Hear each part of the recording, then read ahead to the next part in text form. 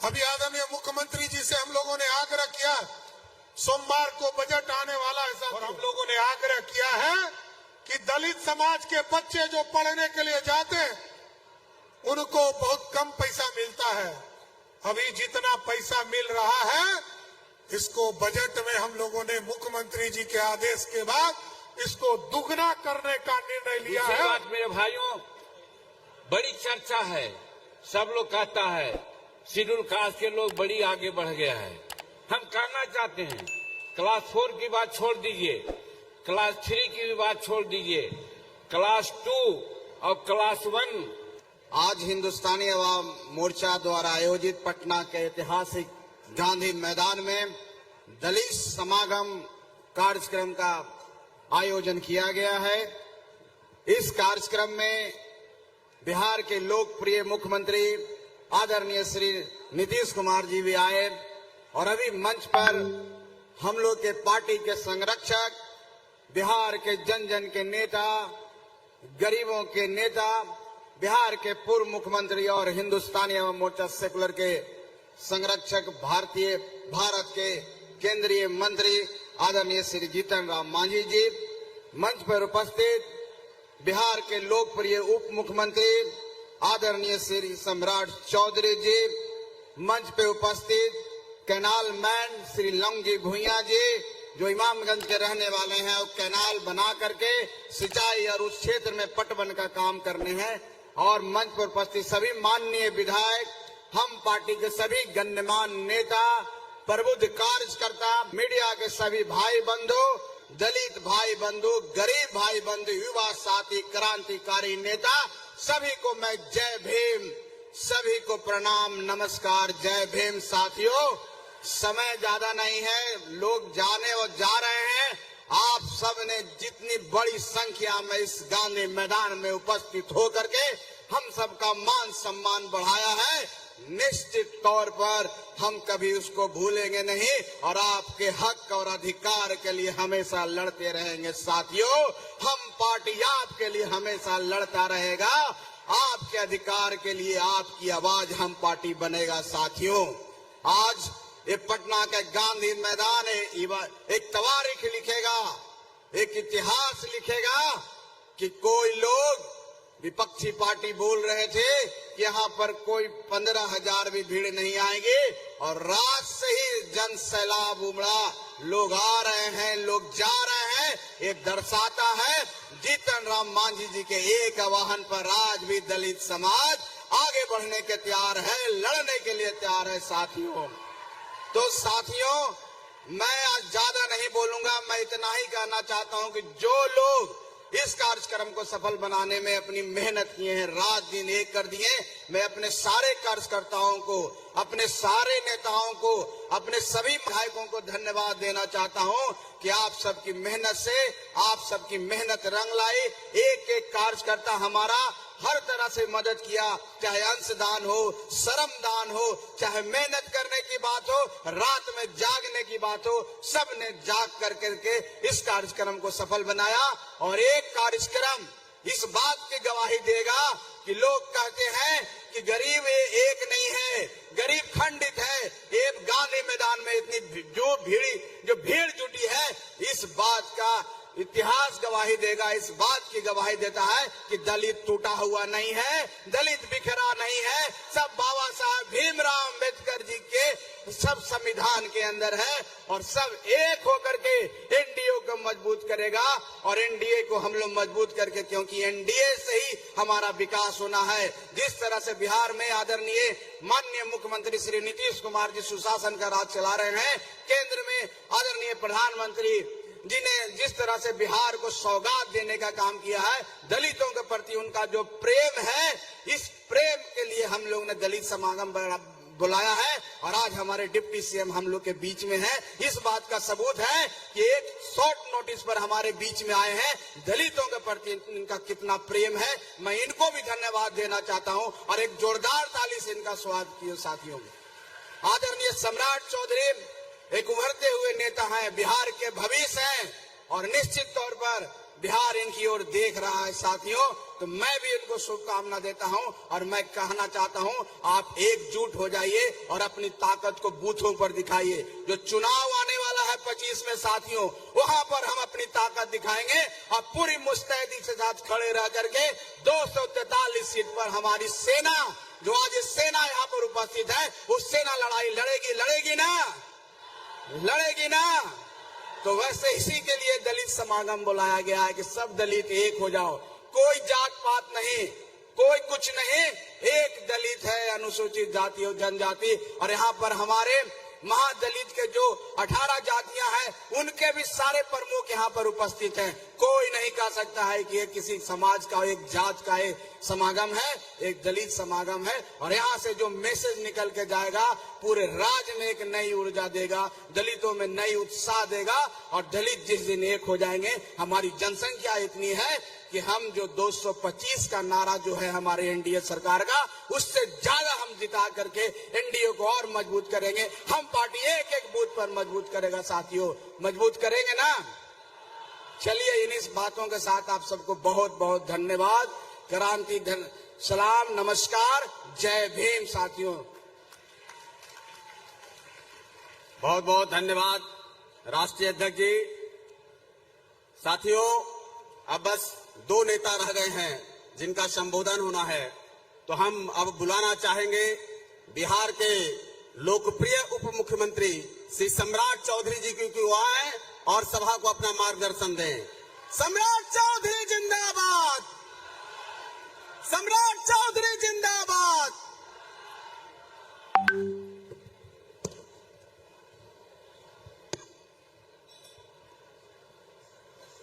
बोलिए जोर से, बाबा साहब अम्बेडकर अमर रहे, बाबा साहब अमर रहे, भारत माता की जय जय श्री राम। बोलिए सियावर रामचंद्र की। आज दलित समागम के इस कार्यक्रम की अध्यक्षता कर रहे हमारे नेता और देश के नेता, और जिन्होंने बिहार जैसे राज्य में मैं कभी आदरणीय मुख्यमंत्री रहे हैं हमारे जीतन राम मांझी जी, और मैं इनके नेतृत्व में भी मैंने काम किया है। इसलिए मैं आज दलित समागम के लिए मैं विशेष तौर पर आदरणीय जीतन राम मांझी जी को बधाई और धन्यवाद देता हूं कि पूरे बिहार के दलितों को जोड़ने का काम किया। हमारे भाई, मित्र, साथी, और जिन्होंने पूरे बिहार के तमाम दलित समाज को जोड़ने का काम किया, आदरणीय संतोष मांझी जी को भी मैं विशेष तौर पर बधाई देना चाहता हूं। इस मंच पर उपस्थित हमारे साथी डॉक्टर अनिल कुमार सिंह जी, जो माननीय विधायक हैं और जो हिंदुस्तानी अवाम मोर्चा के प्रदेश के अध्यक्ष हैं, माननीय विधायक ज्योति मांझी जी, माननीय विधायक प्रफुल्ल कुमार मांझी जी, माननीय विधायक श्रीमती प्रफुल्ल मांझी जी, दीपा मांझी जी, और इस मंच पर उपस्थित संचालन कर रहे हमारे छोटे भाई आदरणीय श्याम सुंदर रमन जी, सरन जी, और कई साथी यहाँ इस मंच पर उपस्थित है साथियों। और इस मंच के सामने उपस्थित दलित समाज से आए हुए इस पूरे गांधी मैदान को भरने वाले तमाम भाइयों, नौजवान साथियों, बुजुर्गों, माताएं, बहनों, आज साथियों देश विकसित हो रहा है। देश के यशस्वी प्रधानमंत्री नरेंद्र मोदी जी के नेतृत्व में ये भारत बढ़ रहा है और विकसित भारत बनाना है साथियों। 2047 में ये नया भारत बनाना है, और नया भारत तब बनेगा जब दलितों को उचित सम्मान देने का काम भारत और बिहार की सरकार करेगी सर। इसमें कहीं में दो मत नहीं है। आज देश के यशस्वी प्रधानमंत्री जी जब से इस देश के प्रधानमंत्री हुए, याद कीजिए बाबा साहब अम्बेडकर का जो सपना था, चाहे वो जो कर्म भूमि रहा बॉम्बे, जहां बाबा साहब अम्बेडकर के लिए पूरा स्मारक बनाने का काम किया गया। दीक्षा भूमि जो नागपुर में है उसको स्थापित करने का काम किया गया। पूरे देश में एससी और एसटी वर्ग के लोगों के लिए पूरा चिंता करने का काम किया।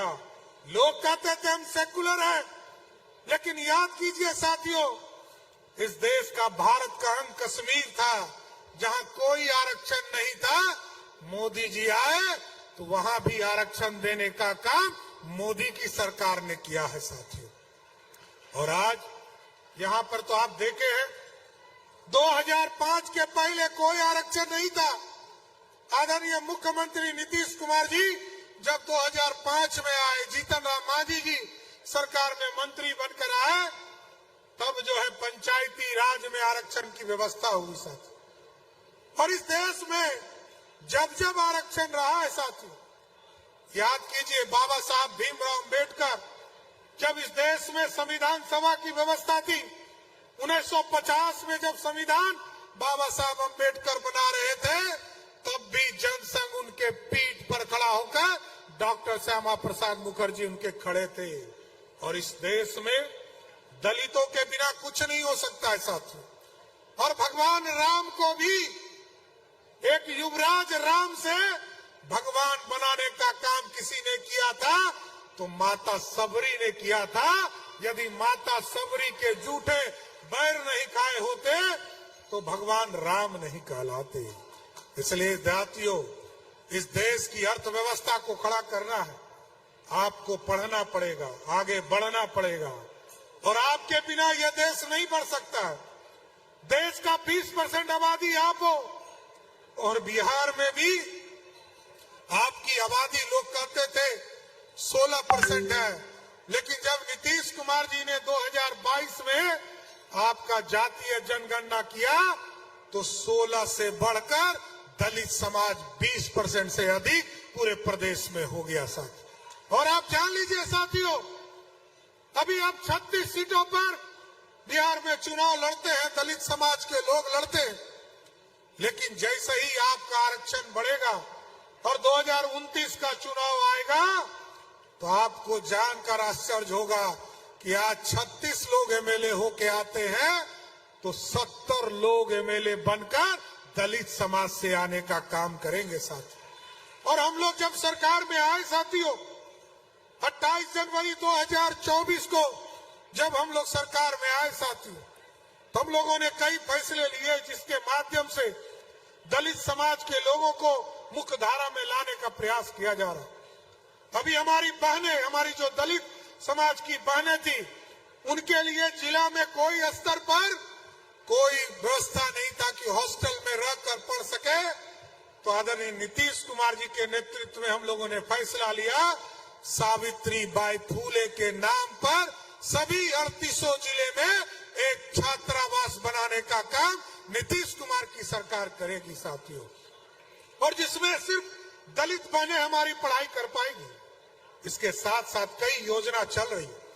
अभी आदरणीय मुख्यमंत्री जी से हम लोगों ने आग्रह किया, सोमवार को बजट आने वाला है साथियों, और हम लोगों ने आग्रह किया है कि दलित समाज के बच्चे जो पढ़ने के लिए जाते हैं उनको बहुत कम पैसा मिलता है। अभी जितना पैसा मिल रहा है, इसको बजट में हम लोगों ने मुख्यमंत्री जी के आदेश के बाद इसको दुगना करने का निर्णय लिया है।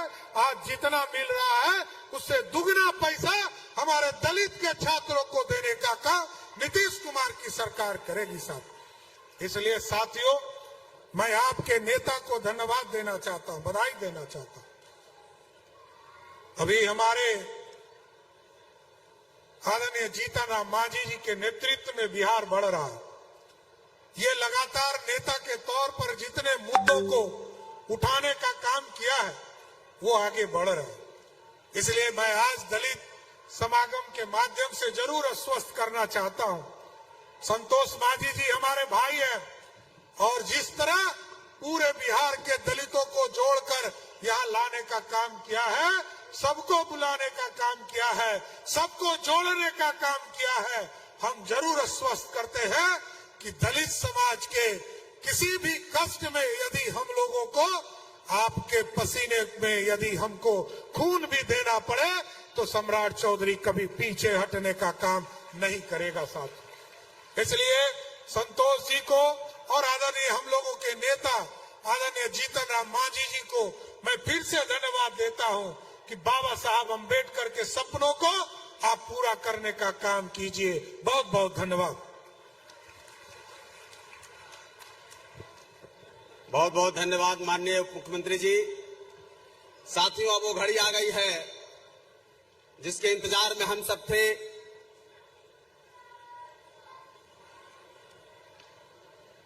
उनके पूरे राजनीतिक जीवन में जो उनका मिजाज रहा है, बस एक पंक्ति के कह करके हम उनको बुलाने का काम करेंगे कि मत पूछ क्या हाल है मेरा तेरे आगे। जीतन राम मांझी जी अपने पूरे राजनीतिक जीवन में यही करते रहे हैं कि मत पूछ क्या हाल है मेरा तेरे आगे, तू देख क्या रंग है मेरा तेरे आगे। जीतन राम मांझी का रंग आने वाले जमाने में और तेज होगा और लोग देखेंगे। अब हम बुलाना चाहते हैं पार्टी के संरक्षक, बिहार सरकार के पूर्व मुख्यमंत्री, भारत सरकार के कैबिनेट मंत्री श्री जीतन राम मांझी साहब को कि वो आए और सभा को संबोधित करें। जीतन राम मांझी जिंदाबाद,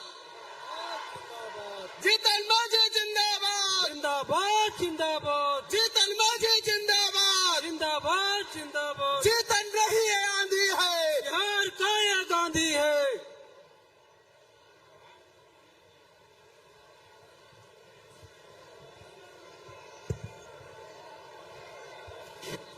बहुत बहुत धन्यवाद आप सबों का।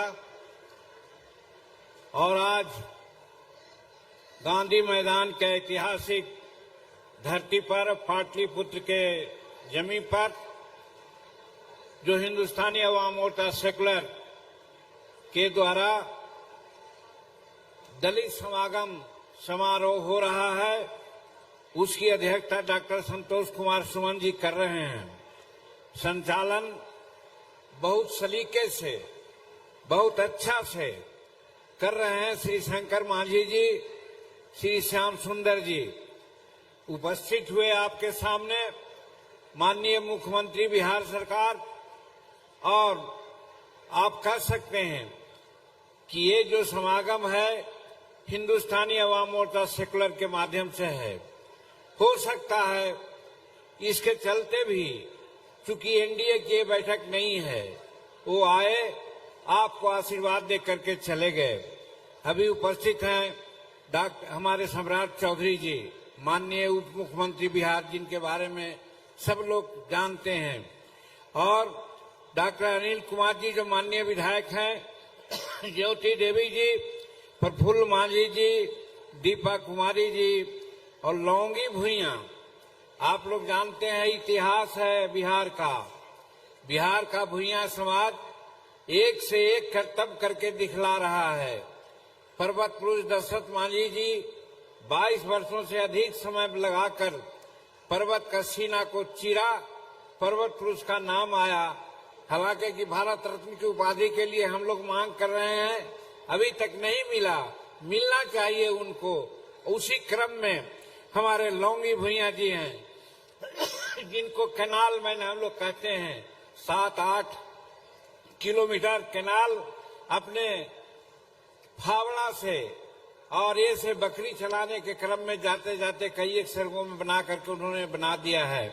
उसी तरह से यहाँ पर उपस्थित हैं वीरेंद्र कुमार सिंह जी, रमेश जी, कौशलेंद्र कुमार सिंह जी, राजेश कुमार पांडे जी, इंजीनियर देवेंद्र मांझी जी, रोमित कुमार जी, नीलेश सिंह जी, शंकर मांझी जी, नंदलाल मांझी जी, श्याम सुंदर जी का तो नाम हम लोग लिया ही है, और यहाँ पर उपस्थित हैं श्री शक्ति सामंत जी, Kamlesh Singh ji, professor DN Singh ji, commander जी, राधे श्याम प्रसाद जी, दिलीप यादव जी, अशोक कुमार जी, राजेश्वर मांझी जी, फैज सिद्दीकी साहब, रजनीश कुमार जी, विनोद कुमार जी जो केरल से आए हैं, रजनीश जी दिल्ली से आए हैं, स्वामी त्रिलोकीनाथ जी दामनदीप से आए हैं। हम उनका स्वागत विशेष रूप में करते हैं। उसी प्रकार से रणधीर कुमार जी जो दादर नागर हवेली से आए हैं, और साधन तालुकदार जी और संदीप धर जी ये पश्चिम बंगाल से आए हैं। कमाल परवेज जी और अस्मिता शर्मा जी, सुनीता अशोक जी, पंपी शर्मा जी, सुनील चौबे जी, सुरेंद्र कुमार सुनील जी, प्रभात भूषण जी, श्रीवास्तव जी, रत्नेश पटेल जी, अविनाश कुमार जी, संजय वाल्मीकि जी, नीरज पटेल जी, रविंद्र शास्त्री जी, महात्मा जी, कमालुद्दीन खां साहब, टुट्टू खां साहब, शकील अहमद साहब, संजर आलम जी, रामायण राजभर जी जो उत्तर प्रदेश से आए हैं, संतोष सागर जी, आयुष कुमार जी, आकाश कुमार जी, भीम सिंह जी, डॉक्टर शशि शिव टहल मांझी जी, सुमन जी और रूबी देवी जी, श्रीमती पार्वती देवी जी, श्रीमती पूर्मा देवी जी, पूनम जी और यहाँ पर उपस्थित सभी सम्मानित साथियों और मीडिया के भाइयों बहनों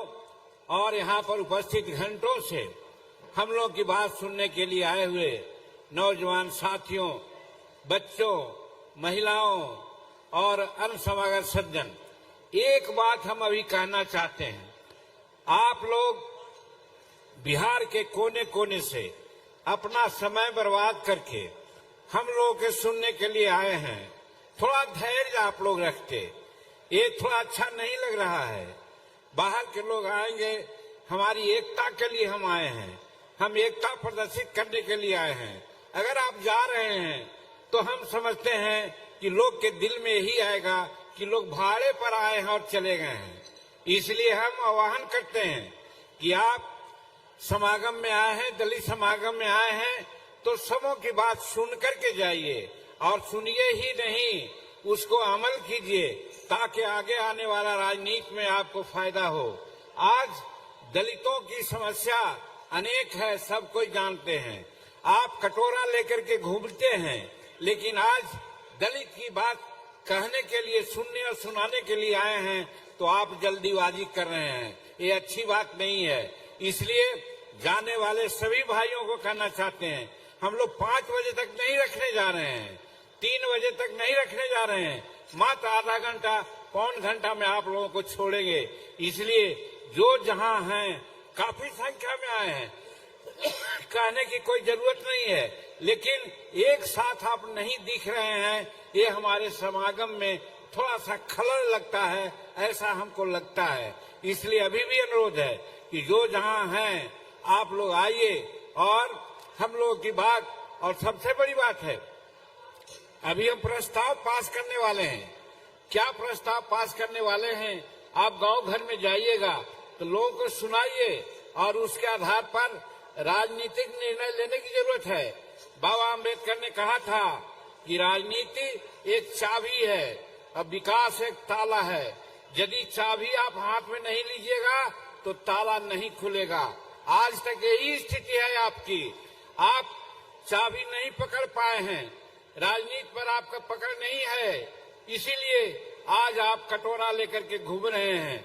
आज संतोष कुमार सुमन जी और उनके सभी लोग जो संयोजक हैं, हम धन्यवाद देना चाहते हैं। बहुत मशक्कत से आप लोग यहाँ जुटाने का काम किए हैं। काफी संख्या में आप आए हैं, इसमें कोई दो मत नहीं, लेकिन एक जगह अगर होते तो शायद दूसरे के दिमाग में बहुत तरह की बात आती। अभी भी हम कहना चाहते हैं, जहाँ कहीं भी आप हो, थोड़ा देर ठहर जाइए, रुक जाइए और जो प्रस्ताव पारित हो रहा है उसको सुन लीजिए, उसके बाद जाइए। यही कहना चाहते हैं, तभी आपको आने की सार्थकता है। नहीं तो आप गाड़ी से आए हैं, समय बर्बाद करके आए हैं, आपका समय इतना आसान और सस्ता नहीं है। इसलिए यहाँ से आइए तो कुछ लेके जाइए। यही हम जाने वाले लोगों से कहना चाहते हैं, थोड़ा सा धैर्य रखिए। भाइयों बहनों, बहुत बात हम नहीं कहना चाहते। एक बात जरूर है कि हम शेड्यूल कास्ट के लोग और शेड्यूल ट्राइब्स के लोग हिंदुस्तान में आबादी के दृष्टिकोण से हम सबसे ज्यादा हैं। 30% से नीचे हम लोग नहीं हैं, लेकिन सत्ता किसके हाथ में है आप लोग जानिए। बाबा आम्बेडकर ने हमको दलित बनाया था, हमको अनेक जात में बांटने का काम नहीं किया था और एक दलित के रूप में ही 1956 में ये बौद्ध धर्म को अपना करके वो दुनिया से चले गए। हम लोगों को सीख लेना चाहिए कि बाबा साहब जो हमको उदाहरण पेश करके गए हैं उसको हम लोग कम से कम अब माने। हो सकता है हमारे पीढ़ी के लोग नहीं समझे, लेकिन अब नौजवान साथी जो हैं 25 वर्ष, 30 वर्ष, 40 वर्ष के, उनके कंधों पर ये जिम्मेदारी आई है कि आप समझिए, अब बाबा साहब जो कह के गए हैं उसको समझ करके आप अमली जमा पहनाइए, और जब अमली जमा पहनाइएगा तो सत्ता आपके हाथ में होगी। और आज कहते हैं हमको इंदिरा आवास दे दो, आज कहते हैं हमको 5 डिसमिल जमीन दे दो, आप कहते हैं हमारे बच्चों को पढ़ा दो। ये कहने की जरूरत नहीं है, आप खुद करने लायक हैं, बशर्ते कि आपकी 30% की जो आबादी है वो एक होकर के राजनीति की इच्छा व्यक्त करे। वो ऐसा नहीं कर पाए हैं, तो इसलिए आज ये समागम है, यही लिए हम लोग आप लोगों को यहाँ बुलाने का कष्ट किया है कि आप लोग आए। और 2025 में चुनाव होने वाला है, 2025 में हम लोग सम्मिलित निर्णय लें और अपने मन की सरकार को बनावें जो आपका काम कर सके। और कौन काम है उसका तो अभी मांग पत्र में बातें आएगी, लेकिन जो प्रमुख बातें हैं हम कहना चाहते हैं। मेरे भाइयों, अभी सुप्रीम कोर्ट ने एक निर्देश दिया है हम लोगों को, भारत सरकार को, कि शेड्यूल कास्ट जो हम लोग अभी हैं, दलित नहीं हो पाए हैं, शेड्यूल ट्राइब्स हैं, हम लोग एक नहीं हो पाए हैं। इसका उपाय यही है कि हम कैसे इसको बढ़ावें। इसके लिए उन्होंने कहा है कि समाज में वर्गीकरण होना चाहिए, और वर्गीकरण का कुछ राज्यों ने फॉलो किया है, लेकिन हम कहना चाहते हैं, हमारा एक थीसिस है और ये बिहार सरकार के संचिकाओं में भी लिखी हुई बात है कि हमने कहा है कि बाबा साहब को हम मानने वाले हैं। बाबा साहब ने कहा था हमारा गरीबी का मानदंड ये नहीं है कि हम भूखे हैं, हमारे गरीबी का मानदंड ये है कि हम अंगूठा छाप हैं, हम पढ़े लिखे लोग नहीं हैं। इसलिए बाबा आम्बेडकर साहब ने कहा था कि जो पढ़ेगा वो गरजेगा, इसलिए कि पढ़ाई और शिक्षा शेरनी का दूध है, जो दूध पिएगा वो गरजेगा। हम लोगों को आज दूध नहीं मिल रहा है, पढ़ाई ठीक से नहीं हो रही है, इसकी जरूरत है। इसीलिए हमारा बाबा साहब ने कहा, और आज जो वर्गीकरण का मामला है, आज हमारे समाज में जनरल समाज 80-85% साक्षर हो गया है।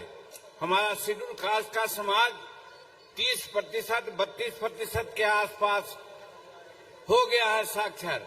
लेकिन जो हमारे समाज में बहुत से उपजातियां हैं, उनकी साक्षरता दर 7%, 8%, 9%, 12%, 15% है। वो अभी उन्नति के और आधुनिक युग के दृष्टि को देखने में बहुत पीछे हैं। इसलिए हमारी मानना है, और ये हम समझते हैं सुप्रीम कोर्ट का निर्देश भी है, कि हमारे शेड्यूल कास्ट में, दलित में वर्गीकरण होना चाहिए शैक्षणिक आधार पर। हम तो करना चाहते हैं कि जब हमारा 32% शैक्षणिक आधार है तो 20% मान लीजिए कि जो 20% तक जो समाज साक्षर है और उससे नीचे है उसको एक कैटेगरी में रखिए, और उसका जितना लोग है उसकी जो प्रतिशत है वो प्रतिशत को जोड़ करके आप अलग करके उसको आरक्षण दीजिए, तो हमारा विकास हो सकता है। ये सुप्रीम कोर्ट का निर्देश है, और इसीलिए हम कहना चाहते हैं कि हमारा वर्गीकरण होना चाहिए। आप जानते हैं हम सेंट्रल मिनिस्टर हैं, सेंट्रल कैबिनेट में ये बात आई थी। हमने प्रधानमंत्री के सामने भी ये बात की चर्चा की थी कि हमारे बहुत लोग ऐसे हैं जो कम हैं, बहुत लोग ऐसे हैं जो पढ़े लिखे नहीं हैं। आखिर 78 साल आजादी के हो गए तो कब ये आगे बढ़ेंगे। इसलिए महोदय वर्गीकरण तो कीजिए ही, और वर्गीकरण का आधार आप शैक्षणिक आधार बनाइए, जो 20% या उससे नीचे जिसकी साक्षरता दर है, जिस समाज का है, सबको एक कैटेगरी में रख करके उसकी जनसंख्या के आलोक में आप आरक्षण दीजिए, हम आगे बढ़ जाएंगे। और 20% से ऊपर जिनकी साक्षरता दर है, उनकी जनसंख्या के आलोक में उनको आप आरक्षण दे दीजिए, वो भी आगे बढ़ेंगे। हम दोनों के हिमायती हैं। तो आज हम लोग यही संकल्प लेने के लिए आए हैं कि समाज में, हमारे शेड्यूल कास्ट में वर्गीकरण होना चाहिए। आज के मीटिंग और समागम का यही उद्देश्य है। दूसरी बात हम कहना चाहते हैं मेरे भाइयों कि हम मुख्यमंत्री के काल में बहुत से ऐसा निर्णय लिए थे जिसको पूरा किया जाना है। सम्राट चौधरी जी हमारे उदितमान उप मुख्यमंत्री यहाँ पर हैं, हम सुनते हैं। इनका एक काम था, हमारे मंत्रिमंडल में थे। आज भले लोग ढोल पीट दे, लेकिन आज बिहार में मेट्रो का कंसेप्ट सम्राट चौधरी का था। इन्हीं को आदेश हमने दिया था, दिल्ली जाकर के इन्होंने ही कंसेप्ट बनाया था, और आज बिहार में मेट्रो बन रहा है। तो ऐसे प्रगतिशील आदमी हैं। हम कहना चाहते हैं कि आज सरकार जो काम हम लोग के लिए कर रही है, उसमें तब्दीली देने की जरूरत है। आज हमारी बच्चियां हैं, नारी को कहा जाता है कि वो सबसे पिछड़ा है। हम कहना चाहते हैं, हम अपने समय काल में नारियों को, बच्चियों को, चाहे जिस समाज का रहे, बच्चा क्लास से पोस्ट ग्रेजुएट तक के पढ़ाई हमने फ्री कर दिया था। लेकिन आज जो डेफिसिट ग्रांट होता है, वो डेफिसिट ग्रांट नहीं मिलता है। सम्राट चौधरी जी और संतोष कुमार जी, आप लोग मंत्रिमंडल में हैं। अब माननीय मुख्यमंत्री जी सही दिल के आदमी हैं, उनको अगर ठीक से आप समझा दीजिएगा तो जितनी बच्चियां आज रोती हैं गरीब की, 4 साल पढ़ाई होती है, परीक्षा के समय में वो पैसा नहीं दे पाती, उनका सर्टिफिकेट जमा होता है और वो घर पर जाके बैठ जाती हैं। वैसे बच्चियों के लिए आप डेफिसिट ग्रांट दिलवाइए। और हम तो यहाँ करना चाहते हैं, साधारण शिक्षा अलग है, प्रोफेशनल शिक्षा में भी बच्चियों को आप फ्री पढ़ाई करवाने का निर्णय दिलवाइए। हम समझते हैं ये बच्चियों के लिए बड़ी बात हो जाएगी। हम कहना चाहते हैं ये बात आज के इस ये में आना चाहिए। दूसरी बात मेरे भाइयों, बड़ी चर्चा है, सब लोग कहता है शेड्यूल कास्ट के लोग बड़ी आगे बढ़ गया है। हम कहना चाहते हैं क्लास 4 की बात छोड़ दीजिए, क्लास 3 की भी बात छोड़ दीजिए, क्लास 2 और क्लास 1 का बिहार सरकार सेंसस करा ले। सम्राट जी कहे कि क्लास 1 और क्लास 2 में शेड्यूल कास्ट के जो उपजातियां हैं उनका कितना प्रतिशत है, और अगर प्रतिशत है और नहीं है जिसका, उसको उसी तरह से रिजर्वेशन दे करके उसको भी आगे बढ़ाने का काम करे। तब हम समझते हैं हमारे नीचे वाले लोगों को भी आगे बढ़ने की बात होगी। तो इसलिए इस पर भी ध्यान दिया जाना चाहिए। हम यहाँ हमारे जब हम 18 जाति की बात करते हैं तो केंद्र में सफाई कर्मचारी आयोग है, अन्य राज्यों में भी है, लेकिन बिहार में क्यों नहीं है सफाई कर्मचारी आयोग? हम मुख्यमंत्री थे, मसौदा हम लाने का काम किया था, वो मसौदा कहाँ रखा गया? हम कहना चाहते हैं, माननीय मुख्यमंत्री जी सुन रहे होंगे, नहीं तो उनको सुनाएगा लोग, कि राज्य में अन्य राज्यों की भांति, केंद्र सरकार के भांति सफाई कर्मचारी आयोग का गठन किया जाए। ये आज ही समागम की मांग है, ये हम कहना चाहते हैं। ये सब अभी प्रस्ताव में आएगा। तो इसी तरह से हम इस समागम के माध्यम से कहना चाहते हैं मेरे भाइयों कि आज राजनीति में एक होने की जरूरत है। अगर एक नहीं होइएगा तो ये 78 वर्ष में, जैसा पहले मैंने कहा कि हम लोग कटोरा लेकर के घूम रहे हैं, आगे भी घूमते रहिएगा। इसलिए 2025 के चुनाव में एक होकर के निर्णय लेने की जरूरत है। एक कौन पार्टी ज्यादा नेतृत्व दे सकता है, कौन लोग आगे बढ़ा हुआ है, जिसको सहयोग देने से दूसरे लोगों को हम समानांतर जा सकते हैं, अपना हक ले सकते हैं, वैसे लोगों के पक्ष में एक होकर के हमारा दलित समाज और शेड्यूल ट्राइब समाज एक होकर के मतदान करेगा तो आगे आने वाले दिन में कोई भी प्रस्ताव हम बिहार सरकार से पास करा लेंगे। इसलिए इस समागम की आवश्यकता हुई है, इसलिए हम लोग यहाँ पर आए हैं। इसलिए यहाँ से आप जाइए तो उद्देश्य लेकर के जाइए कि हम कैसे एक होकर के अपना काम करें, ये सारी बात है। इसके अलावे बहुत सारी बातें हैं मेरे भाइयों। हम समझते हैं कि जैसे हमारे भूमिहीन लोग हैं, भूमिहीन में जब हम मुख्यमंत्री थे तो 5 डिसमिल जमीन देने का हमने कैबिनेट में पारित कराया है। आज भी वो है। दोनों मंत्री आप लोग यहाँ पर हैं, माननीय मुख्यमंत्री से भी कहना चाहते हैं कि बिहार में 5 डिसमिल जमीन बास्केट जमीन का पर्चा नहीं मिल रही है। 1-2 जगह मिल रही है, बाकी जगह 3 डिसमिल लोग अपनाता है। क्यों?